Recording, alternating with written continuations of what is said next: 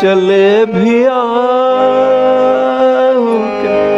गुलशन का कारोबार चले,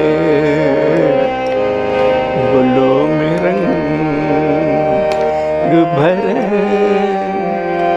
बाद नौबहार चले। गुनाह भी और गुनाने के पीछे मैंने एक इसमें जो शेर बोला है उसको भी मैं तफसील से बताऊंगा, क्योंकि बड़ा एक सेंट्रल उसमें वो शेर है। लेकिन शुरुआत जो करी है, गुलों में रंग भरे बाद नौबहार चले। Let us be very specific and clear. गुल, गुल मीनिंग फ्लावर, बाद नौबहार, बाद विंड और ब्रीज, नौबहार अर्ली स्प्रिंग। तो ये तो हमारा, मैंने बताया कि गुलों में रंग भरे बाद नौबहार चले। इसको और मैं थोड़ा क्लैरिफाई कर दूं कि फैज़ अहमद फैज़ साहब को जब जेल में डाल दिया जाएगा, प्रोबेबली सेंट्रल जेल था वो और पाकिस्तान में, और वहाँ पर जब डले तो वो जेल की कोठरी में बैठे हुए थे और वो तसव्वुर कर रहे थे अपने वतन का कि जिस वतन को बंटवारे के बाद वहाँ पर जो है हालात सही नहीं थे और उस वक्त की हुकूमत के साथ भी इनके रिश्ते अच्छे नहीं थे, और वो देख रहे थे कि किस तरीके से उनके तमाम वतन में जो लोग हैं वो बड़ी मुश्किलातों में हैं और उनके ऊपर काफ़ी तशद्दुद है, काफ़ी मुश्किलातों में गुजर रहे हैं और वो चाह रहे हैं कि भाई फिर से एक नई स्प्रिंग आए, बाद नौबहार चले, मेरे वतन के हालात सही हो जाएं। ये एक पस मंज़र है। तो पोइट सेज, गुलों में रंग भरे बाद नौबहार चले, चले भी आओ कि गुलशन का कारोबार चले। I would like to spell in English, may it fill the flowers with colour, फिर से फूल जो है एक नए कलर के साथ।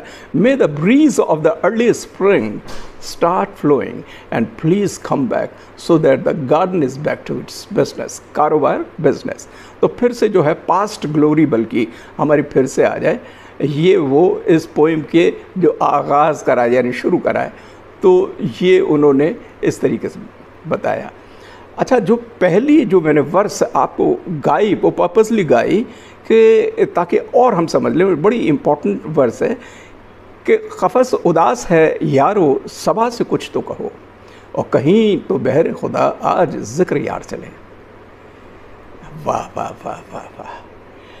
देखिए, क़फ़स जो है वो एक पिंजरे को कहते हैं, और यहाँ पर जो सिंबल जो दिया है अपने पिंजरे का, वो जेल की कोठरी में जो बंद थे, एक छोटा सा कमरा था उसमें बैठे हुए, उसमें बंद थे वो फैज़ अहमद फैज़ साहब। क़फ़स यानी कि वो पिंजरे में बैठे हुए थे। और क़फ़स उदास है यारो, उदास यानी कि sad, very disappointing, very gloomy, and यारो मेरे दोस्तों, और सबा से कुछ तो कहो, यानी ब्रीज, सबा, सबा से कुछ तो कहो, और कहीं तो बहरे खुदा। बहर वैसे तो ओशन होता है, और खुदा जो यहाँ पर जो ले लेंगे हम, मतलब कि for the sake of God, for God's sake, for God's sake, ज़िक्र मेरा भी मेंशन हो।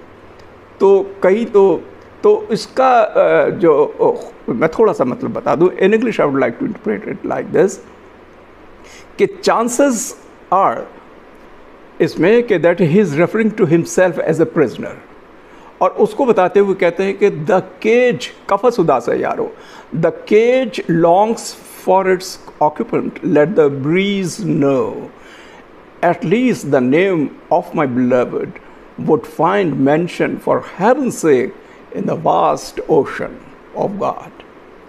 तो क़फ़स उदास है यारो, तो मेरा पिंजरा जो बिल्कुल उदास पड़ा है, कहीं तो मेंशनिंग हो, कहीं तो लोगों को पता चले और ये फिर से बाहर आए। एक और शेर इसमें आया है, थोड़ा और डिफ़िकल्ट हो जाता है कि कभी तो सुबह तेरे कुंजे लब से हो आगाज़, और कभी तो शब सरे काकुल से मुश्कबार चले। चलिए इसका थोड़ा सा मतलब पता करते हैं। देखिए, कुंज जो होते हैं फूलों को बोलते हैं, फ्लावर्स को बोलते हैं। लब, लब तो आपको पता है, लिप्स होंठों को बोलते हैं। आगाज़ शुरू करना, स्टार्ट करना, और सर तो हेड है, और काकुल, काकुल बालों को बोलते हैं, और मुश्क जो है फ्रेगरेंस बोलते हैं, और मुश्क के बाहर फुल ऑफ फ्रेगरेंस बोलते हैं। चलिए इसको अब आसान करते हैं। तो इस पे जो एटलीस्ट वंस द मॉर्निंग में से sprout fourth from your pursued lips, कभी कुंजे लब से हो आवाज़, लब जो हैं वो बंद हैं, इनसे कभी तो आगाज़ हो किसी खुशी के, एटलीस्ट वंस द इवनिंग में again spread the fragrant hair. तो काकिल जो है वो उस मुश्क बार चले, यानी कि इसकी खुशबू तो उड़े थ्रू आउट। वो ये फैज साहब कह रहे हैं कि कभी तो कोई अच्छी बात हो, कोई खुशी की बात हो, कभी खुशबू की बात हो, कभी तो हो। तो एक और शेर आया है कि बड़ा है दर्द का रिश्ता, ये दिल गरीब सही, तुम्हारे नाम पे आएंगे गम गुजार चले। बड़ा है दर्द का रिश्ता, ये दिल गरीब सही, इसको थोड़ा सा और ले। फैज साहब जो है गम गुसार जो इसमें आया है, कंसोलर्स जो होते हैं, पेन रिलीवर्स, जो दोस्त होते हैं वो कंसोल करने के लिए आते हैं, दुख को दूर करने के लिए। सो फैज साहब जो हैं वो कहते हैं ही cringed that he has happily suffered so much for his country people, and his heart did not grow rich with that experience. And even now that people who come to check on him are coming for the country's sake, and not to praise his soliloquy, but to listen to what he had said about his country. अगला जो है इस पे अंतरा है, जो हम पे गुजरी सो गुजरी मगर शबे हिजरा, शबे हिजरा शब कहते हैं रात को, और हिजर सेपरेशन की रात। तो जो हम पे गुजरी सो गुजरी मगर शबे हिजरा, हमारे अश्क तेरी आखिबत सवार चले। आखिबत जो है आखिरी वक्त, और आखिरी वक्त के बाद जो फ्यूचर या मुस्तकबिल आता है उसको और संवारने को, बनाने को। इसको हम थोड़ा देखें। Whatever happen to me, जो हम पे गुजरी तो मेरे पे तो गुजर गई, हैज़ हैपन, फैसला कह रहे हैं चलो मेरा तो गुजर गई तो गुजर गई, but on the night of separation, ये एक बड़ा इंपॉर्टेंट पॉइंट है, शायद इसके पस मंज़र में जाना चाहूँगा। और मैं ऐसा लगता है कि इंटरप्रेट जब करते हैं तो इसकी बैकग्राउंडर ये है कि हिंदुस्तान और पाकिस्तान का जब बंटवारा हुआ था उसको शायद रखते हुए इस बात को लिखा, जब सेपरेशन हमारे कंट्रीज़ का हुआ था। द सेपरेशन ऑफ कंट्रीज़ जो की है उस पे उसको इंडिकेट करते हुए कि that has happened and nothing can be undone now, उन्होंने कहा। But I wish that the tears I shed on this separation, जो भी सेपरेशन बंटवारा हुआ, bid you a better future, चलिए हमारे अश्क तेरी आखिबत संभालते एक बेटर फ्यूचर के लिए। And this could be, again I am saying, for India Pakistan separation, and it is also about his own separation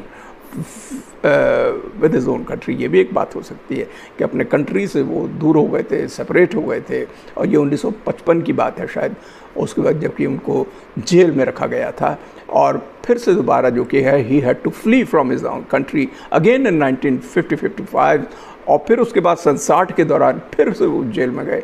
तो ये उनको बार बार भागना पड़ा अपनी रेवोल्यूशनरी पोइट, अपनी जो पोइट्री थी उसके लिए।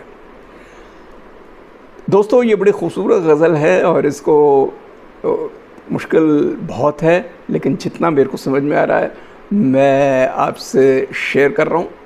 और इसमें आखिर में जो है फैज़ साहब जो है अपना मक्ता पेश करते हैं। मक्ता कहते हैं कि जब शायर का अपना नाम आ जाता है और वो आखिर में जब लिखा जाता है तो शायर अपना नाम लिखता है और पेश करता है। बड़ा खूबसूरत शेर है कि मकाम फैज़ कोई राह में जचा ही नहीं, मकाम फैज़ कोई राह में जचा ही नहीं, जो कुएं यार से निकले तो सुएदार चले। फैंटास्टिक। चलिए इसके मतलब को देखें। मकाम कहते हैं कोई भी डेस्टिनेशन हो गया, जचा ही नहीं यानी मेरे को अपील नहीं करा या अट्रैक्ट नहीं करा, और कुएं यार जो होता है लेन ऑफ बिलवर्ड अपनी महबूबा की गली में से, और सुएदार चले टुवर्ड्स द डेथ गैलोज, यानी कि अब तो अगली ज़िंदगी में जा रहे हैं तो वो सुएदार हो गया। इसको जब फैज़ साहब आखिरी में लिखते हुए कहते हैं कि no destination appeal to me, I came out from my beloved's street and went on without stopping till I reached the gallows. तो ये भी ले सकते हैं कि फैज साहब शायद कह रहे हैं कि मैं right between my birth of his nation, बल्कि मैं कहूँगा अपना भी कह रहे हैं, of his nation and to his own death, कि कोई यार से निकले सूएदार चलने, ये इस तरीके ये इज़हार करा है फीलिंग का। इसको बहुत एलेबरेट किया जा सकता है, लेकिन बहुत ही कम अल्फाजों के अंदर मैंने आपको थोड़ा सा आपको बताने की कोशिश करी, और शायद अब क्लियर हो रहा होगा थोड़ा थोड़ा। आखिर में गुनगुनाते हुए फिर से मैं इसका स्थाई आपके सामने कर रहा हूँ। गुलों में रंग भरे बादनो बहार